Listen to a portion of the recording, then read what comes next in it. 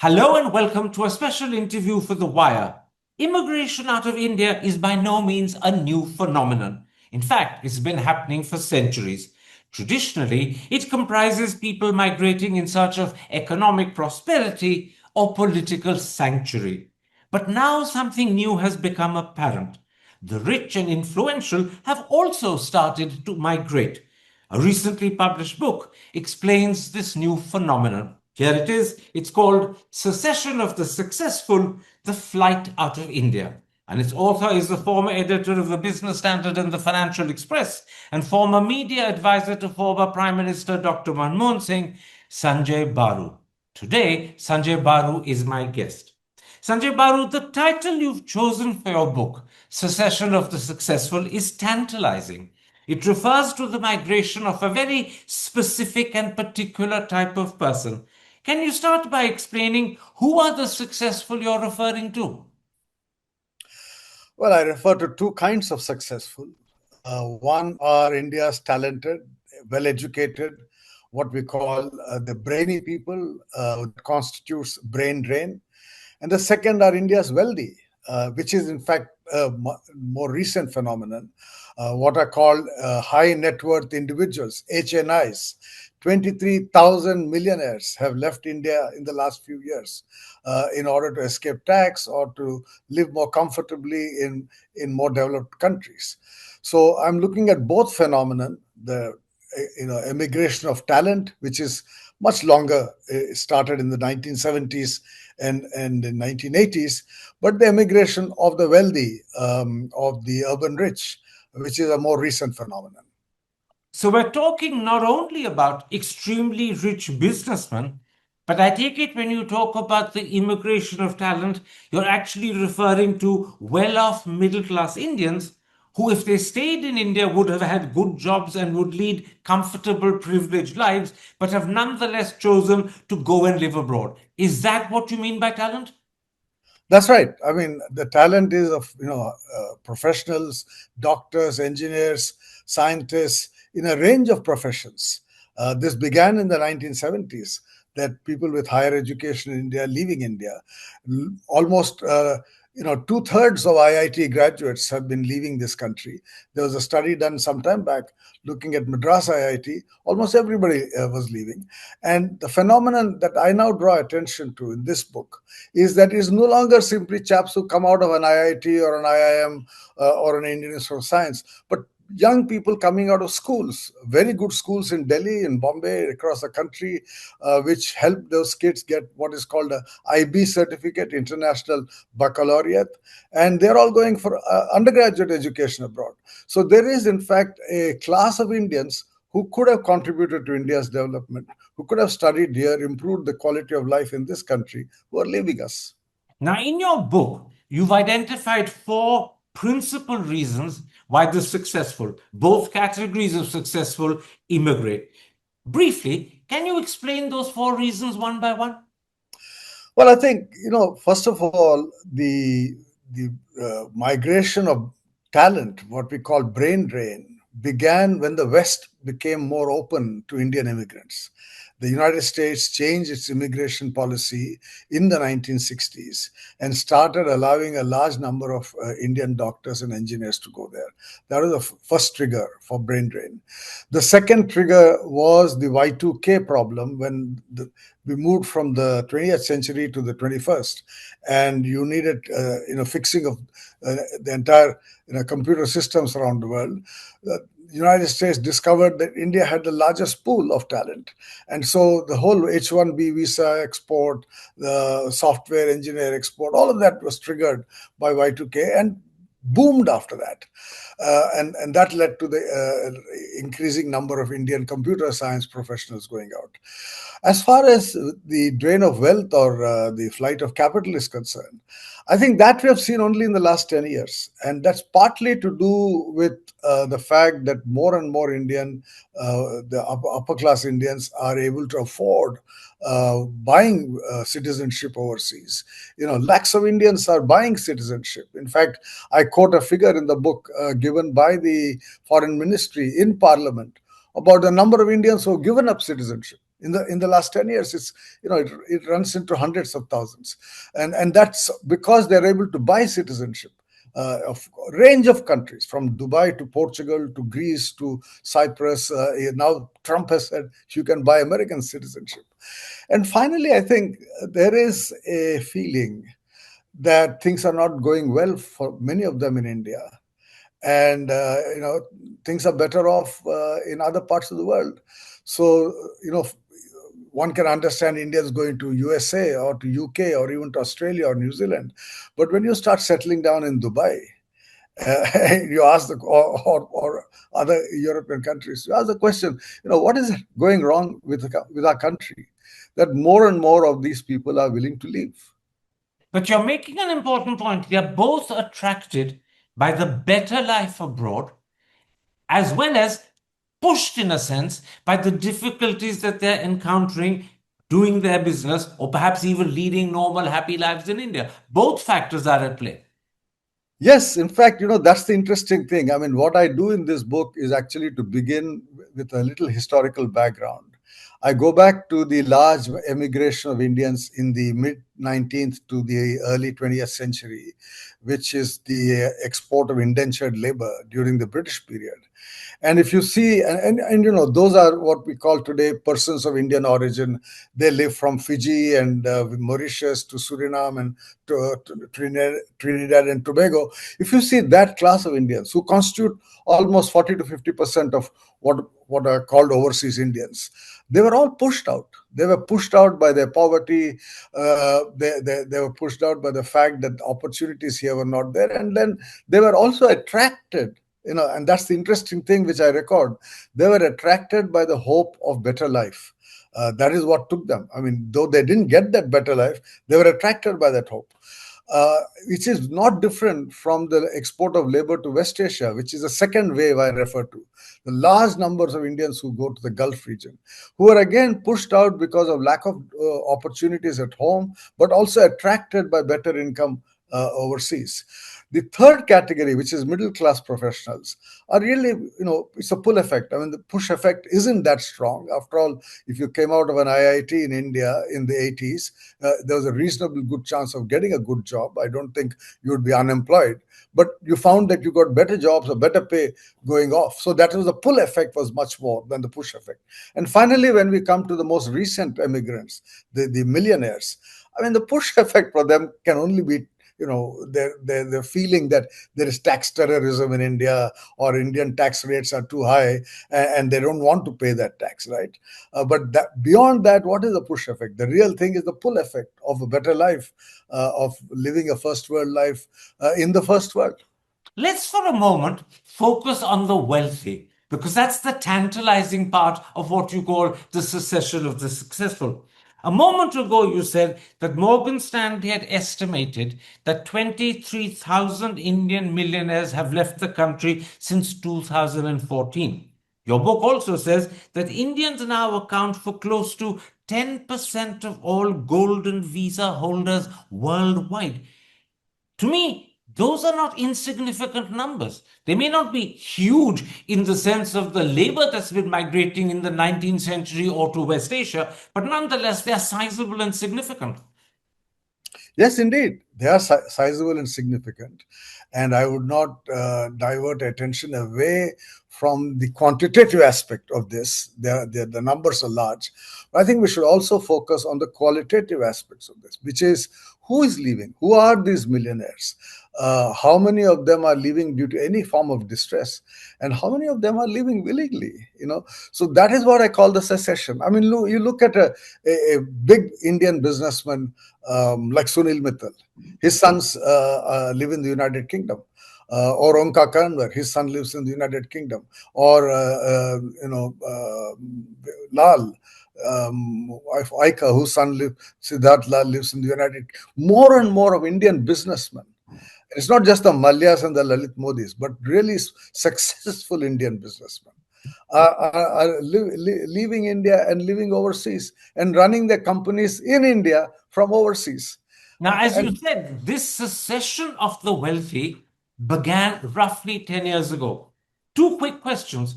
In a sense, did it start with Modi coming to power? And is there a connection between his coming to power and this secession of the successful starting? And secondly, during the 10-year period, has it accelerated? It has. Well, certainly it has accelerated. I think it starts really on account of the kind of high economic growth that we saw between 2003, 2004, and 2012. The golden years of India's economic growth, 8% per year during Dr. Manmohan Singh's first term, etc. So a lot of wealth was created in that period. And we have seen all the studies of people like Piketty, etc. The inequalities have increased. The top 1% in India has made more money than the bottom 90%, etc., etc. So the money was made in an earlier period, beginning from the early part of this century. But I think that money enabled them to buy this citizenship or buy property overseas. What has certainly also added to this process is the feeling that things are getting tough in India. More and more businessmen feel harassed. I mean, the pressure on them, whether it is through agencies like the Enforcement Directorate or the CBI or other forms of harassment, political harassment, or corporate rivalry, a very big company trying to buy up smaller companies using their kind of influence and power. All of this has created an environment of discomfort, which has certainly increased in the at least last 6 years after 2019, if not before. Now, as a result, you write, and I'm quoting from your book, it's no longer uncommon for the chairman or some other senior management persons to be in London or New York or indeed in the south of France or the Cayman Islands and conduct or participate in board and other meetings of a company located in India. In other words, they end up getting the best of all worlds. Yes, and this is really, I discovered the product of the COVID. I mean, it was during COVID that government of India allowed online board meetings and online everything, the management of a company. So today you don't have to live in India to manage an Indian company. We talk about big business. I can't think of too many countries in the world where a big businessman is running his company living outside his country. I don't think any of the big companies in China are managed by a Chinese living outside, or any of the big companies in the United States, for that matter, or anywhere in Europe, are actually managed by people living outside. Today, more and more Indian companies are being managed by Indians living outside. But this is very interesting. A change in law brought about by the Modi government during COVID. And for understandable reasons, because during COVID, face to face meetings were difficult, has continued and has facilitated the secession of the successful. They can now sit in London, New York, or Monte Carlo and perfectly easily preside over board meetings held in India. Absolutely. And that's the phenomenon I draw attention to. Now, let me ask, is this succession of the successful unique to India? Or maybe I should say unique to other countries like India? Or does the term also apply to Americans and Europeans who leave their own country to live in another? Well, I mean, look, emigration is a worldwide phenomenon. Historically, it's a natural phenomenon. I've said all that in my book, that there's nothing unnatural about emigration, right? People have moved from one country to another for a long time. But this movement of people has been restricted, especially after the Second World War. And in the last several years, it's become increasingly difficult. So it's not that easy for people to just move around. And that is why you need either money or you need talent to be able to secure the visa you need to get out, right? Now, in the West, movement within the West is quite easy for people living in the West. If you're an American moving to Europe, or you're a European moving to America, it's not that difficult. But certainly from the third world or from the developing world, a country like India going to the West is not that easy. So you need to have something to be able to buy that ticket and buy that visa. And I think that is where either it's your brain power, human capital, or financial capital. Now, you ask the question, are there any other countries? Actually, there are two countries where we have seen a fairly significant flight of what you could call the elite, which are China and Russia. And the point I make is that both in China and Russia, you could say they are not democracies or they're autocratic societies. People are feeling uncomfortable. There's a movement of people because they feel that there are better opportunities. But Come on, I mean, India is supposed to be a democracy, a free society, and if we don't want to be in the same bracket as Russia and China, right? And I think that's the real issue. Of if you look at a country like India in the rest of the world, I mean, there would be from a say, let's say, Brazil or a South Africa. In South Africa, more whites than blacks emigrating. But at the end of the day, Karan, I mean, while I call it a global phenomenon, I think what we in India have to be concerned about is a problem that actually we were concerned about. And that's the point I make in the book, which in the 1970s, Jagdish Bhagwati, Dandekar, so many economists, distinguished economists, were worrying about this challenge. Today, nobody is. Hi, I'm Karan Thapar. Over the last few years, I hope you've been watching my program, The Interview on the Wire. During that period, I've interviewed doctors, politicians, businessmen, scientists, authors, and even the occasional Nobel laureate. For me, it's been exciting. I hope it's been enjoyable for you. But these, as you know, are tough times, and if this program is going to remain bold, independent, and sometimes even defiant, then I think we need your support. At the end of the day, it's a truism, but editorial independence is best defended by the viewers. So if you would like this program to remain the way it is, forthright, outspoken, and interesting, then would you consider supporting us? All you have to do is to click on the description at the bottom. But more than anything else, I hope you will continue to watch the interview. Your viewership means an awful lot to me. Let's come at that point, because I think this is a very good moment to do it, to some of the moral issues the secession of the successful raises. You point out in your book that it's behind the protectionist walls of the Indian economy that the Indian corporate sector has become cash rich. This means, as you point out, it is these super profits extracted from domestic consumers that the wealthy transfer overseas, seeking property and citizenship for themselves. Is there a moral or ethical issue here? They get rich at the cost of ordinary Indians and then transfer their money abroad to seek a better life for themselves. Indeed, there is an ethical issue or a moral issue, but there's also a larger issue of economic policy. Our protectionism, our attempts to keep Indian business protected from international competition, has enabled them to enrich themselves. I mean, how many of India's big business are actually in globally competitive businesses? Most of them are in highly monopolistic markets. They extract monopoly rents, whether it's in infrastructure or oil and gas and port management, etc. Right, airport management. These are all highly monopolistic or oligopolistic markets, and you extract your profits in these markets. And with the profits that you've earned, you're buying citizenship overseas or relocating overseas. The Ambanis have moved their family office to Singapore. GM Rao has in Dubai. I mean, a lot of Indian businessmen have set up family offices overseas. Tell me, is this morally or ethically wrong? Or if wrong is the wrong word, is it improper? Well, I mean, it is of course improper and ethically wrong. But for me as an economist, the issue is one of is it economically justifiable, and what are the policies we need to pursue at home in order to discourage this, in order to prevent this, in order to retain that wealth within India. So it's for me more an economic policy issue than a morality issue.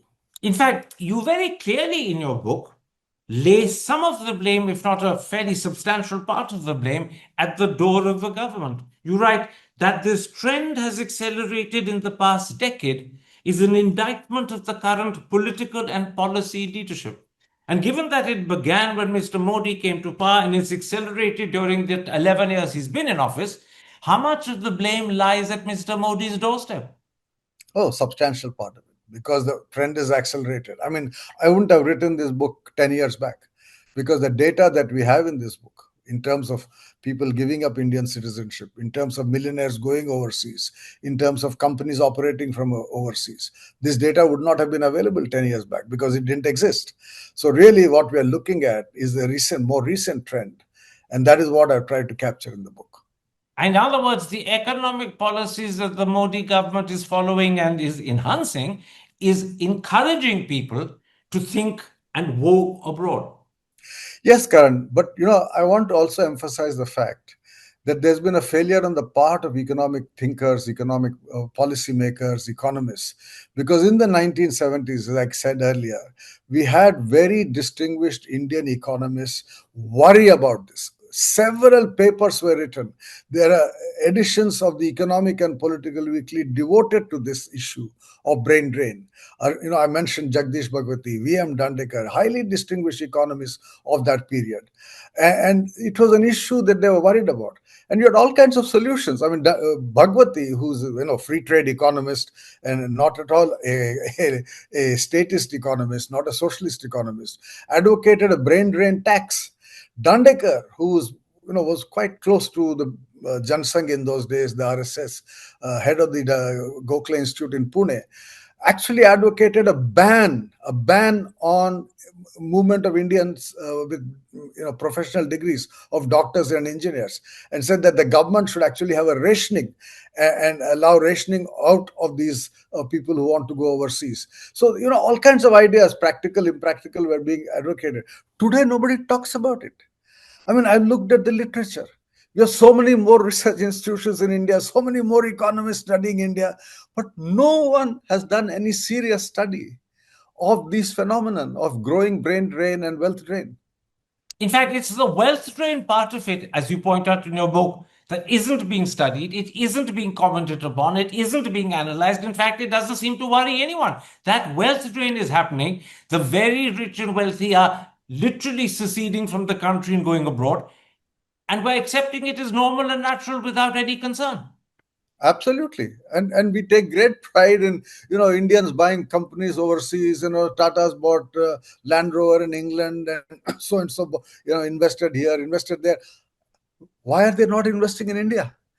You look at the share of manufacturing in GDP; it has remained stagnant at 16 or 17% for the last 25 years. We have very few new greenfield projects coming up. Manufacturing industry suffering. The government is worried about it. They talk about a manufacturing mission, etc., etc. But how come all these fellows are investing outside? When we raise the moral issue, you said that the drain of wealth, the secession of the successful, is improper and ethnically wrong. They are making their money in India at the cost of Indian consumers, but they're taking the money abroad so that they can personally live a better life there. Let me put the opposite to you. Wanting the best, or at least better for yourself, is a natural human sentiment. It's how all of us respond to the world, and indeed, it's how progress happens. So, isn't there something inevitable and natural about the secession of the successful? As long as the West, or Dubai, or Singapore offers something better than India, those who can will want to go there. Of course, I've said that in my book, but I think I worry about it because we are a developing country. We are just 75 years old, and when India became free, highly talented Indians came back home to build India. Homi Bhabha, H.N. Setna, Vikram Sarabhai, Jnan Chandra Ghosh, who set up the first IIT in India. I name a lot of people in my book, economists like K.N. Raj, Amartya Sen. I mean, any number of talented Indians came back to India after having acquired qualifications overseas in order to build what in those days they called New India. And here we are back to building a new India when we are not able to attract this talent back. Recently, the Nobel laureate Venkatesh Ramakrishnan gave a lengthy interview in the Hindu newspaper, full page interview in the Hindu, where he makes the point that a lot of scientists are leaving the United States because of Donald Trump, and India is unable to attract them. He says they are looking for places to go. They're trying to get jobs in Europe, though their salaries in Europe would be half of what they get. And this reminded me of what Mr. K. Subramaniam, my guru and the father of Jaishankar, wrote way back in the early 90s when the Soviet Union had imploded. And he had written a column in the Times of India. I used to be the editor of the Times of India page, in which he advocated that India should go out to Russia and bring in Russian talent that was leaving Russia after the collapse of the Soviet Union. We failed then to get Russian talent, which went mostly to United States. All the Russian scientists and highly talented Russians went away to the US. Today, the highly talented Americans who want to leave the US because of Trump are going to Europe, and we have another person advocating bring them to India. We are unable to attract our own talent.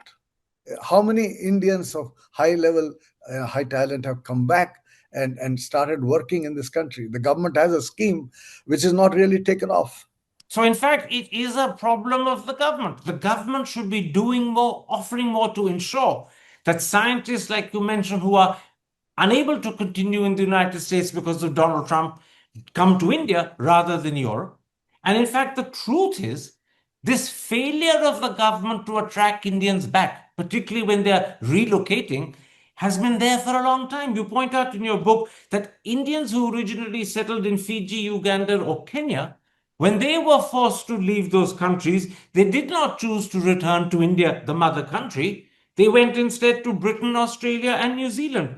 In their hour of need, when they needed another home, it wasn't the motherland or India that they returned to, it was the lure of another developed country that attracted them. And the same is the case with the scientists leaving America because of Trump. It's the lure of a developed country in Europe that's attracting them, not a return to India. True, true. But there's a difference. I mean, I make a difference between Fijian Indians who are second, third, or even fourth generation immigrants to first generation immigrants who are today in the United States. They've left, their parents are here, their families are here, so they still have a connect, but they don't want to come back. In In fact, fact, sorry. please carry on. No, I say in my book that the term NRI, which referred to non-resident Indian, should now be referring to non-returning Indians. Well, that's absolutely true. And in fact, you cite the example of what you very evocatively call Yankee Hindutva. The Indians who fall over themselves to cheer Mr. Modi. As you write, none of the middle class folk who cheered Modi in London, Houston, or elsewhere around the world seem interested in returning to Modi's Bharat. They may be part of global Hindutva, they may be proud of being Hindus, they may be now boasting and flaunting their Hinduness, but they will not seek to return home to Mother India. They want to be Hindu, but not in India. And not only that, I mean, I can understand you want to be Hindu but not return to India, but you shout slogans like Bharat Mata Ki Jai in London, which I refer to. There was an function to welcome Smriti Irani when she went to London after her defeat in, Amethi. So you say Bharat Mata Ki Jai. Forget about just being a Hindu. Where is that Bharat Mata? That is here. Or you don't want to come back to Bharat Mata. You're quite happy to live in Surrey in the suburbs of London. That's the point. These are people who love India. And I suspect the same sentiment is true of the wealthy who are leaving India. They love India, they were born here, they have a fondness and an emotional attachment to it. But the attraction of the better life offered by the West is irresistible. And they will continue to love India in their hearts, but they will always prefer to actually physically live in London, New York, or Paris. Absolutely. Yes. We're coming to the end. Let me raise one more moral issue with you, and I've deliberately left it to the end. Most people would accept that a country has a duty to educate its citizens, and clearly, when it does so, and the better it does so, the more it gains from doing so. But do you have a duty to repay your country by working within its borders and foregoing the better opportunities you get abroad? Is there a reverse moral duty on the citizen? I think there is. I mean, that is what nationalism is about. Nationalism is not about saying, Bharat Mata Ki Jai. Nationalism is about staying home and building your country. I mean, that is what I said earlier, attracted a whole lot of Indians back home in the 50s.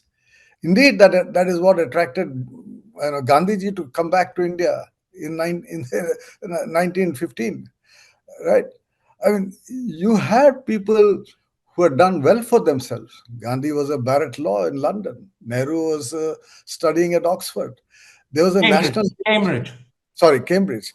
Uh, they all felt compelled to come back to liberate India. And then subsequently, after 1947, many Indians felt compelled to come back to build India.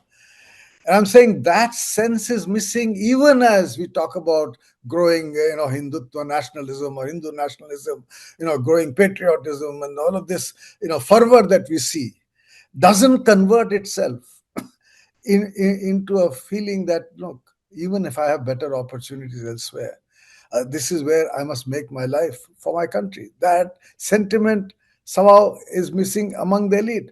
And the bigger problem, Karan, which I draw attention to, is how government policy is encouraging this. We are encouraging the export of labor, whether it is to Israel or to Taiwan or to the Gulf. Recently, the foreign minister Jashankar officially launched a private initiative called GATI, Global Access for Talented Indians, GATI, which is meant to provide opportunities for talented Indians to go overseas. I mean, this is ridiculous. Government's job is to provide domestic access to talented Indians, not global access to talented Indians. But that's where we are. So, to come back to the secession of the successful, by which I mean that very wealthy class of Indians who've made their money in India behind protectionist walls and have now chosen to take their money, acquire citizenship abroad, and live in London, Paris, or New York, to come back to them, they lack nationalist spirit and they're not doing their country the moral service it deserves from them. They're morally letting down the country. Yeah, I do believe so. In which case, let me end by asking, what do you see happening in the next few years? Will this secession of the successful accelerate? Or is there a possibility that as we approach Viksit Bharat, it will slow down, even perhaps reverse? Or is that unlikely? No, it's likely. I mean, it has happened in other countries. For the two stark examples are South Korea and China, which saw a large-scale emigration of talented people who have all returned. South Korea has seen a return of people. China has seen a return of people. So both because they're developed, were able to attract once again people who had left. So if India actually develops and if India becomes a place to work happily, people will come back. In fact, I draw attention to the speech of the Prime Minister Modi at the Independence Day, August 15, 2024, less than a year back, where he said that he would launch a mission for ease of living in India. And I said, I don't know what has happened to that mission, but that's what you need. You need ease of living. And that's the point that Venkatesh Ramakrishnan, the Nobel laureate, makes, that it's not easy to do science research in India. People come, but they find it's difficult. The bureaucracy comes in the way of scientific research and functioning of scientific institutions. So you make it easier for people to come back, to function here, for businessmen to live here and work from here. They will. So it's not as if you cannot attract Indians back, but you need to first recognize that there's a problem and then address it. And really, the intention of my book is to say, recognize the problem, at least recognize it, that there is a problem. Don't wish it away.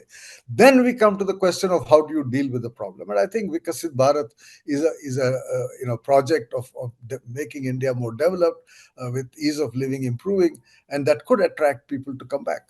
There is a flip side, though, isn't there? Ease of living in India could make it easier for scientists to operate, for businessmen to carry out their business. Those hassles, those procedures, that red tape could all be done away with. But as long as the living standard in India is not the same as they would have if they go to Paris, London, or New York, their lack of nationalist spirit, their lack of moral commitment to the country will still allow them to be attracted to the West. Unless, of course, immigration becomes increasingly difficult. And I think that is a challenge for the future, that as Western countries, developed countries become increasingly insular and restrictive, you could have, people saying, okay, maybe it's better to stay home rather than go and face the challenges of countries which are becoming difficult, like the United States today under Donald Trump. Yes, but that's the instance of the West shutting the door on them, not them refusing to open the door. Absolutely, absolutely. Sanjay Baru, thank you for a fascinating discussion. And I'll hold up your book once again. There it is, Secession of the Successful, The Flight Out of India. And Sanjay is holding up the book himself as well. I do suggest that you buy this book and read it. Thank you very much indeed, Sanjay. Take care. Stay safe. Thank you. Thank you, Karan. Hi, I'm Karan Thapar. Over the last few years, I hope you've been watching my program, The Interview on the Wire. During that period, I've interviewed doctors, politicians, businessmen, scientists, authors, and even the occasional Nobel laureate. For me, it's been exciting. I hope it's been enjoyable for you. But these, as you know, are tough times, and if this program is going to remain bold, independent, and sometimes even defiant, then I think we need your support. At the end of the day, it's a truism, but editorial independence is best defended by the viewers. So if you would like this program to remain the way it is, forthright, outspoken, and interesting, then would you consider supporting us? All you have to do is to click on the description at the bottom. But more than anything else, I hope you will continue to watch the interview. Your viewership means an awful lot to me.